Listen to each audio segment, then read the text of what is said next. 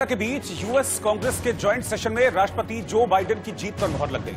कांग्रेस की मंजूरी के बाद बाइडेन आधिकारिक तौर पर अमेरिका के राष्ट्रपति होंगे, तो कमला हैरिस उपराष्ट्रपति। दोनों 20 जनवरी को शपथ लेंगे, क्योंकि जॉइंट सेशन के दौरान एरिजोना और पेंसिल्वेनिया में बाइडेन की जीत के खिलाफ ट्रंप की आपत्तियां खारिज कर दी गई। Rodney Davis, tellers on the part of the House of Representatives, report the following as a result of the ascertainment and counting of the electoral vote for President and Vice President of the United States for the term beginning on the 20th day of January, 2021. The report we make is that Joe Biden and Kamala Harris will be the President and the Vice President according to the ballots that have been given to us.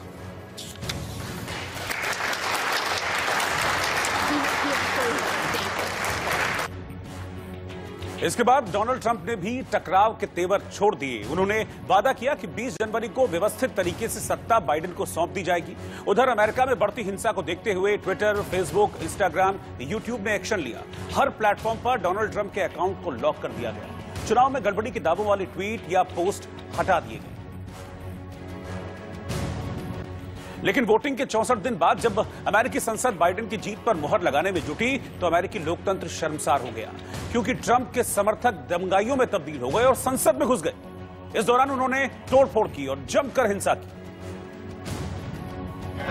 जिसकी हैरान कर देने वाली तस्वीरें पूरी दुनिया ने देखी, क्योंकि अमेरिकी संसद भवन यानी यूएस कैपिटल हिल के सामने ट्रंप के हजारों समर्थक जुट गए और चुनाव नतीजों को रद्द करने की मांग करने लगे। उनका आरोप था कि इन चुनावों में धांधली हुई है, जिसकी वजह से ट्रंप की हार हुई। दरअसल अमेरिका ने ऐसा हंगामा 200 सालों में पहले कभी नहीं देखा, क्योंकि अमेरिकी संसद पर ऐसी चढ़ाई की कल्पना किसी ने नहीं की थी। लेकिन बुधवार को अमेरिका की संसद पर रिपब्लिकन पार्टी के झंडे के कलर की ड्रेस पहने ट्रंप समर्थकों ने ऐसा धावा बोला कि पूरी दुनिया भौचक्की रह गई।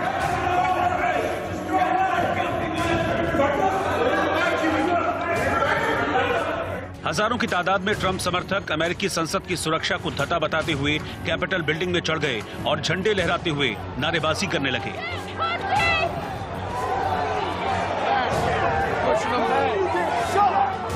इतना ही नहीं, हाथों में ट्रंप का पोस्टर लिए अंध समर्थक नारेबाजी करते हुए संसद के अंदर तक जा घुसे, जिस पर वहां तैनात सुरक्षा बलों की सांसें फूल गईं। तस्वीरों में आप देख सकते हैं कि कैसे अपने चेहरे पर अमेरिका का फ्लैग पेंट कराकर कई प्रदर्शनकारी वॉशिंगटन के नेशनल कैपिटल के अंदर घुस गए।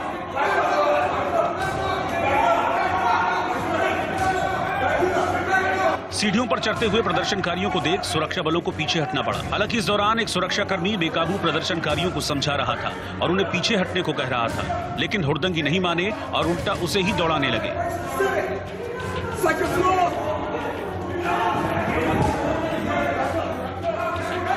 इतनी भीड़ देखकर संसद की सुरक्षा में लगी पुलिस के होश उड़ गए, क्योंकि किसी ने सोचा नहीं था कि अमेरिका की सबसे सुरक्षित इमारतों में से एक कैपिटल बिल्डिंग में इस तरह हजारों लोग घुस आएंगे।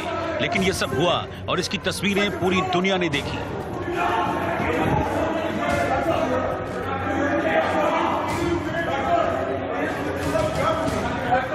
उधर हंगामा बढ़ता देख हथियारबंद अमेरिकी सैनिकों ने मोर्चा संभाल लिया और अंदर घुसे प्रदर्शनकारियों को काबू करने के लिए आंसू गैस के गोले छोड़े गए।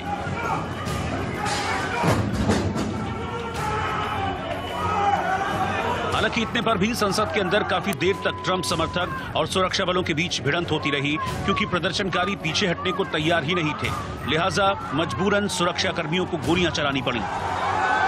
गोलियों की आवाज से संसद के अंदर अफरा तफरी मच गई, क्योंकि हंगामा करने वालों को हटाने के लिए संसद में पुलिसकर्मी रिवॉल्वर ताने नजर आए, जिससे वहां मौजूद सांसद सहमे दिखे।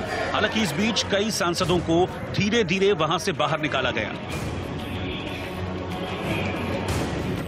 जानकारी के मुताबिक संसद के अंदर हुई गोलीबारी में कई लोगों के मारे जाने की खबर है। इस दौरान संसद के स्टाफ ने बिल्डिंग के अंदर खुद को छिपाकर प्रदर्शनकारियों से बचाया। हालांकि गोलीबारी के बीच भी प्रदर्शनकारी नारेबाजी कर पुलिस से बहस करते हुए दिखाई दिए और आरोप लगाया कि अमेरिका के राष्ट्रपति चुनाव में धांधली की गई है। उधर हालात बिगड़ता देख निर्वाचित राष्ट्रपति जो बाइडेन ने तीखे शब्दों में इस उग्र प्रदर्शन के लिए ट्रंप को जिम्मेदार ठहराया और दावा किया कि अमेरिका में जो हुआ वो राजद्रोह है। I call on this mob to pull back and allow the work of democracy to go forward. The words of a president matter, no matter how good or bad that president is. At their best, the words of a president can inspire. At their worst, they can incite. Therefore, I call on President Trump to go on national television now to fulfill his oath and defend the Constitution. The world's watching. Like so many other Americans, I am genuinely shocked and saddened that our nation, so long the beacon of light and hope for democracy, has come to such a dark moment. Through war and strife, America's endured much. And we will endure here, and we will prevail again, and will prevail now. वहीं Joe Biden के बयान और capital building के बाहर बिगड़ते हालात को देखते हुए डोनाल्ड ट्रंप ने एक बयान जारी कर समर्थकों से वापस लौटने की अपील की। क्योंकि ट्रंप समर्थक आपे से बाहर थे, लिहाजा ट्रंप को आगे आकर शांति बनाए रखने की अपील करनी पड़ी। हालांकि इस बार भी वो चुनाव में धांधली का राग अलापते हुए दिखे। I know your pain. I know you're hurt. We had an election that was stolen from us. It was a landslide election, and everyone knows it. But you have to go home now. We have to have peace. We have to have law and order. We have to respect our great people in law and order. Trump की अपने समर्थकों से की गई इस गुजारिश का असर देखने को मिला, क्योंकि कुछ देर बाद प्रदर्शनकारियों पर सुरक्षा बलों ने काबू पा लिया। हालांकि फिर भी कुछ प्रदर्शनकारी हाथों में ट्रंप के समर्थन की तख्तियां लेकर सदन में घुस गए। उधर नेशनल कैपिटल बिल्डिंग के बाहर हंगामा जारी था, क्योंकि कोई नेशनल कैपिटल बिल्डिंग से लटका हुआ था तो कुछ प्रदर्शनकारी बिल्डिंग की छत और गैलरी पर जम गए थे। इस दौरान कोई चिल्ला रहा था कि लोकतंत्र की चोरी रोको, तो किसी के बैनर पर लिखा था झूठ को बेनकाब करो।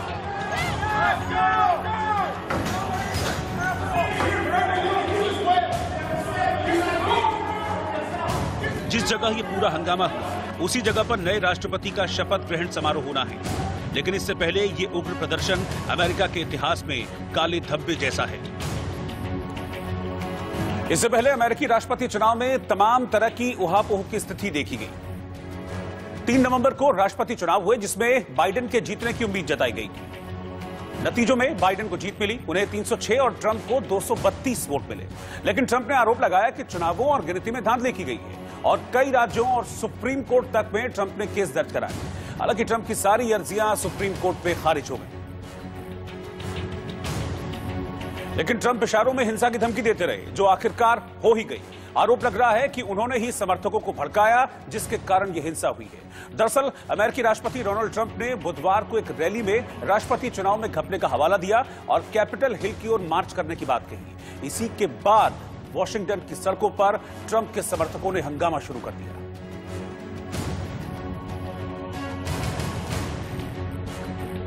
We're leading Pennsylvania, Michigan, Georgia by hundreds of thousands of votes. And then late in the evening or early in the morning, boom, these explosions of bullshit. And all of a sudden, we'll never give up. We will never concede. It doesn't happen. You don't concede when there's theft involved. And we're going to the Capitol, and we're going to try and give. The Democrats are hopeless. They're never voting for anything. Not even one vote. But we're going to try and give our Republicans, the weak ones, because the strong ones don't need any of our help. We're going to try and give them the kind of pride and boldness that they need to take back our country. दरअसल बुधवार को अमेरिकी संसद का जो session बुलाया गया, उसकी अध्यक्षता उपराष्ट्रपति माइक पेंस ने की। पेंस रिपब्लिकन पार्टी के हैं, लेकिन वो भी ट्रंप समर्थकों की हरकत से बेहद नाराज थे, क्योंकि इस हिंसा में 4 लोगों की मौत हो गई। The United States Capitol. But thanks to the swift efforts of U.S. Capitol Police, federal, state, and local law enforcement, the violence was quelled. The Capitol is secured, and the people's work continues.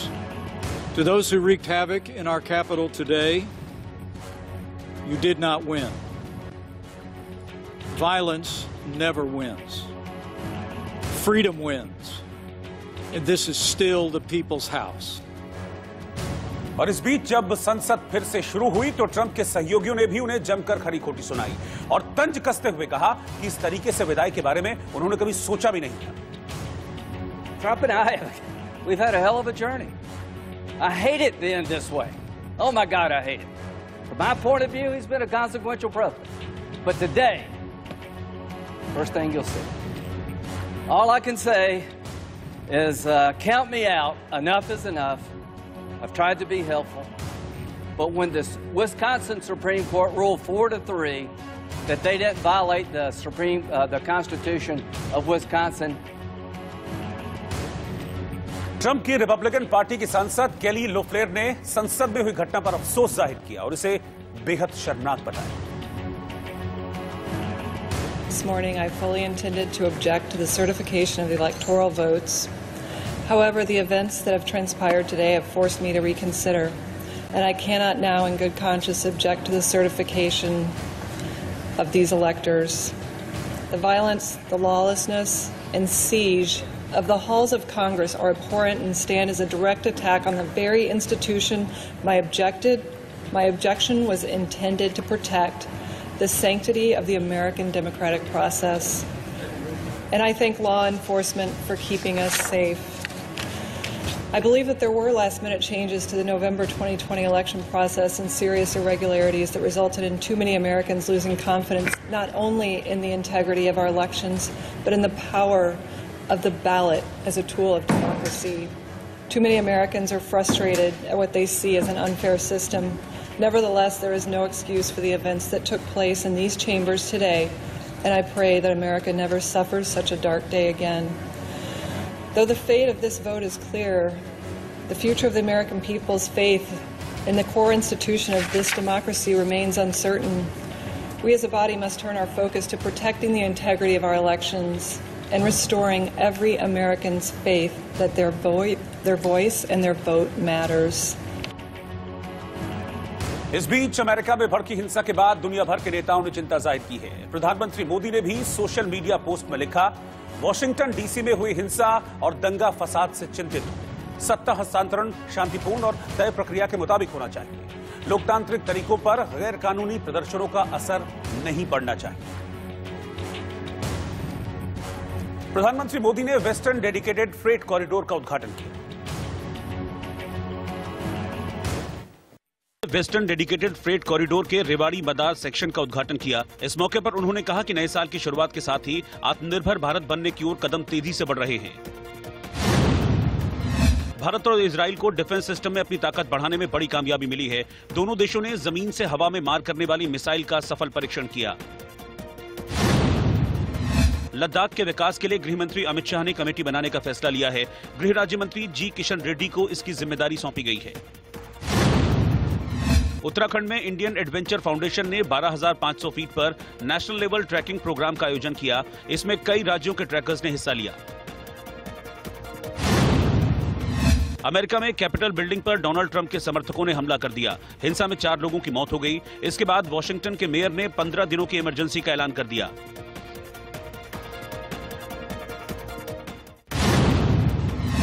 BCCI के अध्यक्ष सौरव गांगुली को कोलकाता के Woodland अस्पताल से छुट्टी मिल गई है। Angioplasty के बाद गांगुली ने कहा कि मैं बिल्कुल ठीक हूं। सीने में दर्द की शिकायत के बाद गांगुली को शनिवार को कोलकाता के वुडलैंड हॉस्पिटल में भर्ती कराया गया था। महाराष्ट्र के मुख्यमंत्री उद्धव ठाकरे ने औरंगाबाद एयरपोर्ट का नाम बदलने की अपील की है। उन्होंने इस संबंध में केंद्रीय उड्डयन मंत्री को पत्र लिखा है।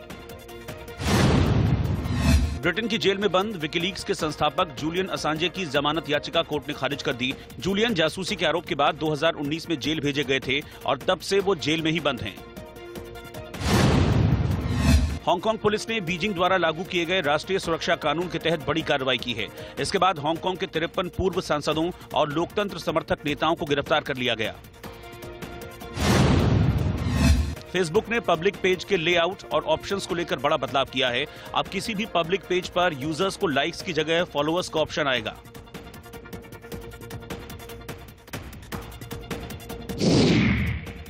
शेयर बाजार गुरुवार को मामूली गिरावट के साथ बंद हुआ। सेंसेक्स 80 अंक लुढ़ककर 48,093 पर बंद हुआ। वहीं निफ्टी 8 अंक नीचे 14,137 पर बंद हुआ। इधर बदायूं गैंगरेप और मर्डर मामले को लेकर उत्तर प्रदेश में सियासत गरमाई हुई। मंदिर के महंत, उसके चेले और ड्राइवर पर 50 साल की महिला के गैंगरेप और मर्डर का आरोप है। मुख्य आरोपी महंत अब तक पुलिस की गिरफ्त से बाहर है। लगातार विपक्ष के निशाने पर है। यूथ कांग्रेस ने सरकार पर हमला करते हुए एक वीडियो पोस्ट किया और लिखा, योगी जी कुर्सी है, ये तुम्हारा जनाजा तो नहीं, कुछ कर नहीं सकते तो उतर क्यों नहीं जाते। वीडियो में बदायूं में महिला के साथ हुई दरिंदगी का जिक्र करते हुए योगी सरकार और प्रशासन पर सवाल उठाए गए हैं। 3 जनवरी को बदायूं में मंदिर में पूजा करने गई महिला के साथ दरिंदगी की गई। महंत समेत 3 लोगों ने न सिर्फ गैंगरेप किया बल्कि महिला के प्राइवेट पार्ट में लोहे की रॉड डाली गई। इस मामले में पुलिस पर लापरवाही के आरोप हैं, क्योंकि वारदात के 17 घंटों तक महिला की लाश पड़ी रही और पुलिस ने कोई कदम नहीं उठाया। जब केस दर्ज हुआ तब भी पोस्टमार्टम करने में 48 घंटे से ज्यादा का वक्त लगा। हालांकि पुलिस ने 2 आरोपियों को गिरफ्तार कर लिया है। जो मृतका हैं और जो अभियुक्त हैं उनकी आपसी जान पहचान थी और वो बराबर वहाँ लोग रेगुलरली मंदिर में महिला जाती रही हैं, पहले भी जाती रही हैं। और जब ये घटना हुई है उसमें मृतका के पति के द्वारा 3 अभियुक्तों के विरुद्ध अभियोग पंजीकृत कराया गया है। 2 लोग गिरफ्तार किए जा चुके हैं, एक व्यक्ति अभी फरार है, उस पर इनाम घोषित है। उसकी गिरफ्तारी के लिए एसटीएफ और जो स्थानीय पुलिस की टीम लगी हुई है। वारदात का मुख्य आरोपी महंत अभी भी फरार है। हालांकि उसके लिए 50,000 के इनाम का ऐलान किया गया है। बताया जा रहा है कि आरोपी सत्यनारायण 7 साल पहले गांव में आया था और महंत का चोला पहनकर मंदिर में पूजा पाठ करने लगा। कहा जा रहा है कि आंगनबाड़ी सहायिका अपने पति के स्वास्थ्य को लेकर परेशान थी और महंत ने पति को ठीक करने का झांसा दिया था। बदायूं गैंगरेप और मर्डर मामले को लेकर हड़कंप मचा हुआ है। वहीं सीएम योगी ने दोषियों के खिलाफ सख्त कार्रवाई का भरोसा दिया है। बदायूं गैंगरेप और मर्डर की अभी जांच हो रही है, लेकिन इस बीच बदायूं में रेप की एक और वारदात हुई है। आरोप है कि एक नाबालिग लड़की पास में हो रहे धार्मिक कार्यक्रम में जा रही थी, लेकिन रास्ते में मोहल्ले के ही एक शख्स ने अपने दोस्तों के साथ उसे पकड़ लिया और उसका रेप किया। पीड़िता और उसके घर वालों ने पूरे मामले की जानकारी पुलिस को दी। मामला दर्ज कर आरोपी को गिरफ्तार कर लिया गया है। लड़की के मेडिकल टेस्ट के बाद पुलिस अब इस मामले की भी जांच कर रही है।